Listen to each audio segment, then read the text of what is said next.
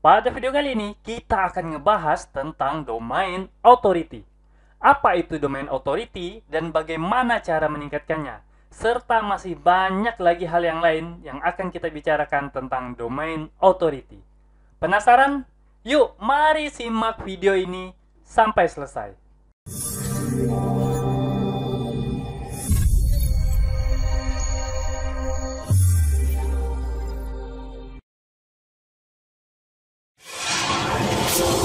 Assalamualaikum warahmatullahi wabarakatuh. Ketemu lagi bersama saya Kanada Kurniawan dan masih di channel kita Projasa Web. Pada kesempatan kali ini kita akan ngomongin tentang domain authority. Hal ini sangat terkait dengan dunia SEO. Apa itu domain authority? Apa hubungannya dengan SEO? Dan bagaimana cara kita untuk meningkatkannya? Yuk, tanpa berlama-lama, mari kita langsung masuk ke materinya. Yang pertama itu adalah pengertian domain authority. Apa itu domain authority?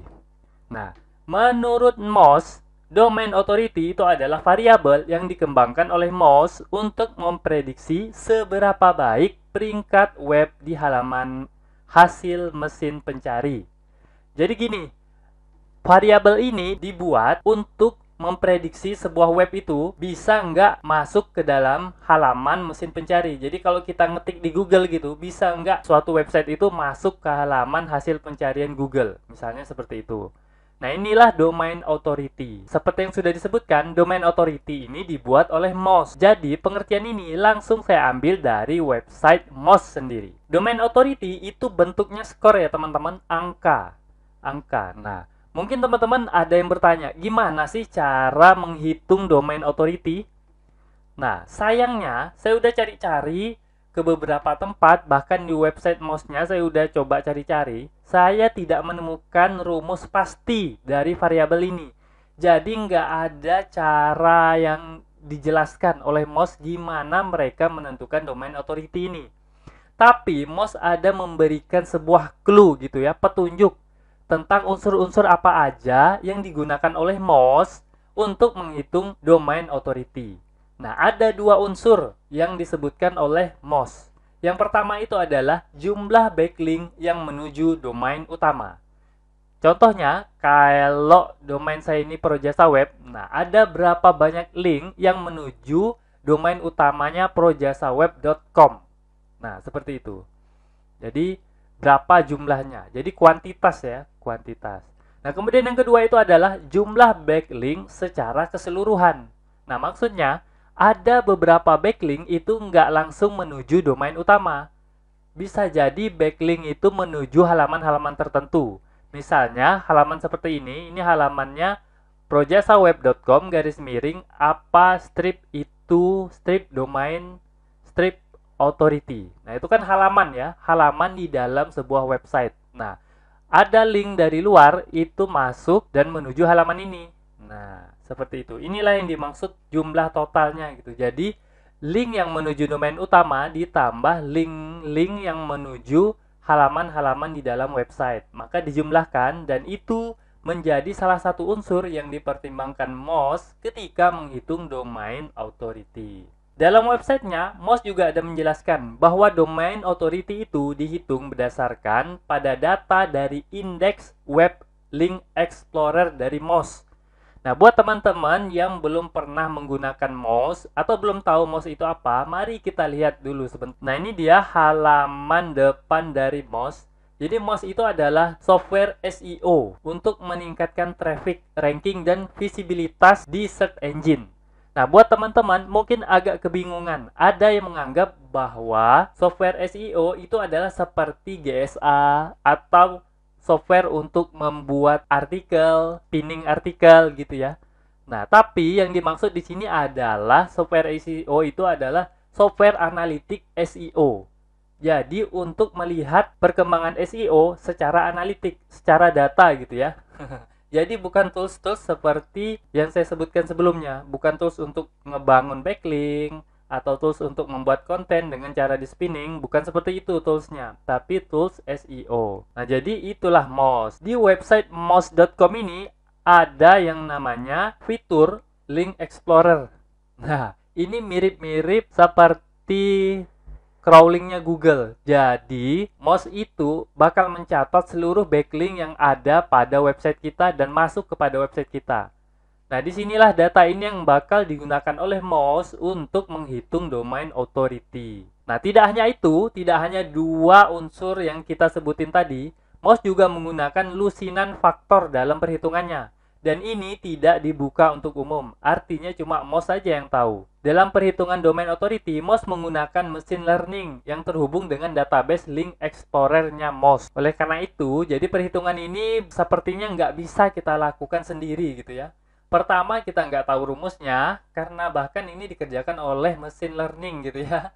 Nah, yang kedua, kita nggak punya database dari link explorer. Nah, oleh karena itu kita nggak mungkin dapat menghitung domain authority secara mandiri. Nah, ini setahu saya gitu ya, nggak mungkin. Nah, kenapa? Karena semua alat perhitungannya itu ada pada Moz. Nah, kemudian kira-kira berapa kisaran nilai domain authority ini?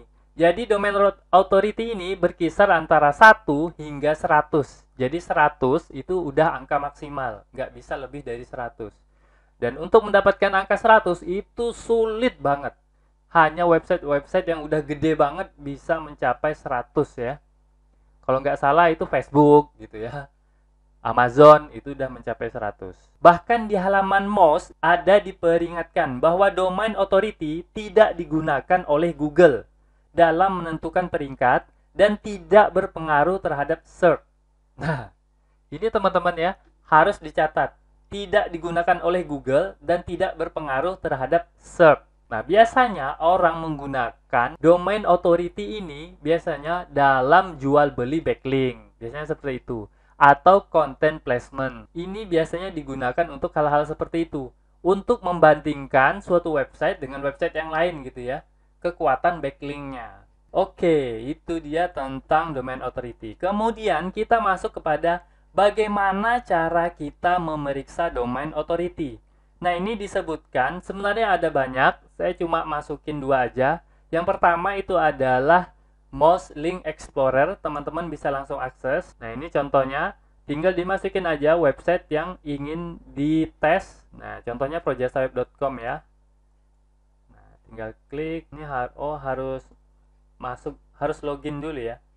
Harus login dulu. Sebenarnya saya punya akun sih, cuma saya udah lupa loginnya apa gitu. Coba tunggu sebentar ya, saya coba. Oh ya, masih ada. Nah, jadi kalau teman-teman pengen gunain Link Explorer ini, teman-teman harus bergabung dulu ke Moz, artinya register. Bisa pakai register yang gratisan juga bisa. Nah, coba kita lihat ada nggak hasilnya. Domain authority-nya. Domain authority-nya itu 13. Link domainnya 122. Nah, ini data untuk domain projasaweb.com gitu ya. Masih kecil banget domain authority-nya. Kemudian itu cara pertama. Yang kedua itu teman-teman bisa install Mozbar. Bar untuk, nah ini ya, untuk Chrome ada, nggak tahu kalau untuk Firefox ya. Tapi yang jelas ini untuk Chrome ada, saya juga udah install. Nah, gimana caranya? Caranya itu kalau teman-teman cari di Google, nah nanti Mozbar-nya itu bakal nunjukin hasilnya. Nah, ini udah muncul ya. Ini kelihatan Tokopedia 79, kemudian Shopee itu 62, kemudian Zalora itu 52, Kaos Premium cuma 24, Lazada ini 84. Nah, Lazada 84 ya domain authority-nya. 84 ternyata Lazada, kemudian satu baju ya. Lazada ini bahkan muncul beberapa ya, lebih dari satu munculnya. Bukalapak 76. Nah, itu dia. Itu cara untuk melihat domain authority ya. Ada dua cara, dua-duanya gratis, tapi teman-teman mesti daftar dulu ke websitenya Moz. Moz sendiri itu memberikan saran bagaimana cara untuk menggunakan domain authority. Domain authority itu dibuat untuk memprediksi kemampuan website dalam mendapatkan peringkat di mesin pencari. Moz sendiri menyarankan untuk tidak menjadikan skor DA ini sebagai satu-satunya tujuan teman-teman. Artinya kalau teman-teman sedang belajar SEO, maka jangan jadikan DA sebagai tujuan atau sebagai patokan gitu kan. hari ini DA-nya misalnya saya 13 gitu kan, pengen tahun depan jadi 2 kali lipat, 26 misalnya gitu. Nah, itu sebaiknya jangan seperti itu. Kalau teman-teman ingin menggeluti SEO, jangan gunakan DA sebagai tujuan. Nah, Moz menyarankan untuk menggunakan DA sebagai variabel komparatif saat melakukan riset terhadap kompetitor. Contohnya seperti ini. Kalau teman-teman sedang riset pengen ranking 1 di jualan kaos, di kata kunci jualan kaos, teman-teman tinggal riset perbandingannya gitu kan. Nah, tadi kita udah lihat ada Tokopedia, Lazada yang udah tinggi banget. Jadi, kemungkinan akan susah teman-teman untuk ikut bersaing di kata kunci jualan kaos. Maka saran saya coba gunakan long tail-nya. Ini kan baru 2 kata, teman-teman bisa cari yang 3 kata, 4 kata, bahkan 5 kata sekalipun mungkin masih bisa mendapatkan pelanggan. Nah, itu contohnya cara menggunakan domain authority. Jadi bukan dengan cara menganggap ini sebagai tujuan ya, tapi gunakanlah sebagai variabel komparatif. Kemudian kita masuk kepada cara meningkatkan skor domain authority. Nah, ini langsung dari moz.com menyebutkan ada 2 cara. Yang pertama dengan mengoptimasi faktor SEO secara keseluruhan. Nah, buat teman-teman yang baru belajar SEO, teman-teman harus tahu bahwa faktor SEO itu ada banyak banget. Bahkan, Brian Dean pernah melis lebih dari 200 faktor SEO. Jadi ada banyak banget. Buat teman-teman yang baru belajar, teman-teman bisa akses projasaweb.com/SEO. Di situ saya ada tulis artikel yang cukup lengkap mengenai SEO mulai dari dasar. Jadi buat teman-teman yang baru belajar, saya sarankan untuk baca artikel tersebut dulu. Nah, jadi SEO itu terbagi atas beberapa macam. Salah satunya itu ada SEO on page, ada SEO off page, ada juga technical SEO dan lain sebagainya. Nah, itu cara pertama. Teman-teman optimalkan dulu SEO dari website teman-teman secara keseluruhan. Moz juga menyebutkan cara kedua untuk meningkatkan skor domain authority itu adalah dengan meningkatkan jumlah backlink yang menuju domain utama serta jumlah backlink secara keseluruhan. Nah, sesuai dengan unsur yang kita sebutin tadi ya, ada 2 unsur. Nah, 2 unsur inilah yang teman-teman coba tingkatkan dalam rangka untuk meningkatkan skor domain authority teman-teman. Nah, bagaimana caranya? Saya juga ada membuat artikel khusus tentang cara membangun backlink ya. Nah, itu teman-teman bisa akses di projasaweb.com/apa itu backlink. Oke, kita udah bahas banyak banget tentang domain authority ini. Nah, yang terakhir saya ingin bahas sesuatu yang mungkin jarang dibahas oleh orang lain ya. Nah, ini adalah kekurangan dari domain authority. Nah, ternyata domain authority ini punya kekurangan. Nah, ini menurut saya ya. Menurut saya domain authority itu memiliki kekurangan. Nah, yang pertama, menurut saya domain authority itu kekurangannya adalah memiliki nilai absolut. Nah, apa maksudnya nilai absolut? Nilainya itu hanya 1.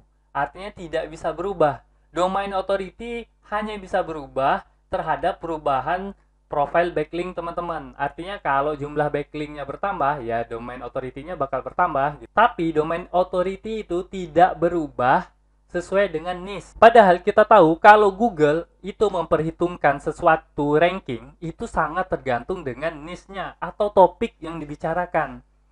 Misalnya begini, kalau website teman-teman itu udah bicara tentang digital marketing, sudah bertahun-tahun ngomongin digital marketing, seluruh artikelnya ngomongin digital marketing dan domain authority-nya pun sangat tinggi gitu ya, udah sampai berapa puluh gitu kan. Nah, kemudian ternyata teman-teman ini pengen nyoba masuk ke kata kunci kesehatan. Kalau secara domain authority, karena domain authority teman-teman udah tinggi, mungkin teman-teman bisa mengalahkan website-website kecil yang khusus bicara tentang kesehatan. Itu logikanya. Tapi kalau teman-teman praktekin, itu enggak seperti itu teman-teman. Karena website teman-teman itu sudah khusus bicara tentang digital marketing, maka ketika teman-teman masuk ke topik kesehatan, maka teman-teman akan sangat sulit untuk meranking di sana walaupun domain authority teman-teman itu udah tinggi. Kenapa? Karena itu tadi, topiknya jauh berbeda. Nah, inilah salah satu kekurangan menurut saya, kekurangan dari domain authority, karena nilainya absolut dan tidak dapat menyesuaikan. Nah, efeknya apa? Efeknya jadi domain authority ini tidak konsisten. Nah, seperti yang udah disebutkan oleh Moz sendiri, mereka mengakui bahwa domain authority ini tidak berpengaruh terhadap SERP. Artinya, tidak berpengaruh dalam hasil ranking yang ditentukan oleh Google. Nah, coba teman-teman, ini saya baru aja melakukan pencarian ya, wisata Jogja. Itu yang ranking pertama, itu adalah tripzilla.id. Domain authority-nya cuma 31.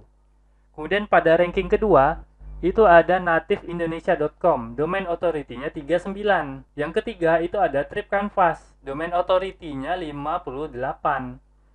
Dan yang keempat itu ada yokyes.com, domain authority-nya justru 46. Nah, ini aneh banget kan? Ranking 1, domain authority-nya paling rendah gitu kan. Pada ranking 3, domain authority-nya paling tinggi. Nah, ini bakal membingungkan kan buat teman-teman. Nah, itulah kenapa menurut saya domain authority itu tidak perlu dikejar secara sungguh-sungguh. Teman-teman cukup tahu aja domain authority itu apa kegunaannya, tapi tidak perlu dimasukkan dalam KPI ya, atau sasaran gitu ya, atau target utama. Itu nggak perlu. Kecuali memang bisnis teman-teman itu menyangkut dengan domain authority. Misalnya teman-teman menyediakan content placement, menyediakan service backlink gitu kan, itu sangat berpengaruh untuk domain authority. Selain itu, teman-teman nggak perlu mencemaskan domain authority. Jadi kita sampai kepada kesimpulannya. Nah, kesimpulannya apa? Jika teman-teman ingin menggunakan teknik SEO, janganlah fokus pada skor domain authority, tapi fokuslah kepada hal-hal lain seperti SEO on page, technical SEO, SEO off page, dan lain sebagainya. Teman-teman harus menggunakan nilai domain authority itu bukan untuk target, tapi untuk komparatif. Dan domain authority itu bicara khusus untuk kekuatan backlink ya, bukan kekuatan SEO secara keseluruhan.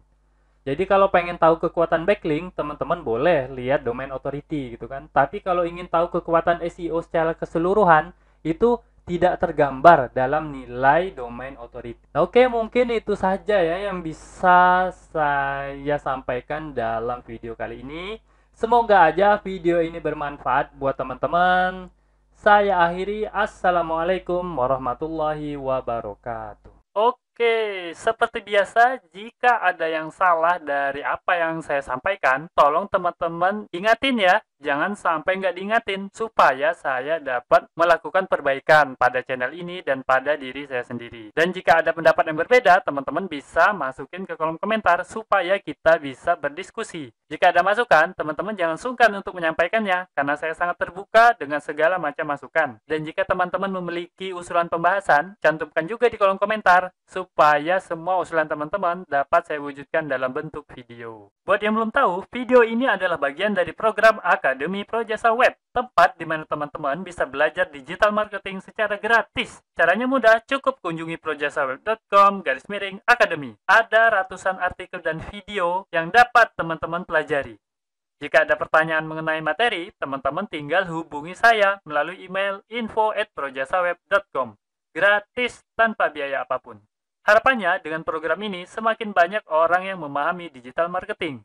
Saya percaya jika semakin banyak orang yang paham digital marketing, maka ekonomi kita juga akan semakin baik. Yuk dukung program ini dengan cara subscribe dan share video ini, serta mengunjungi Projasa Web Academy.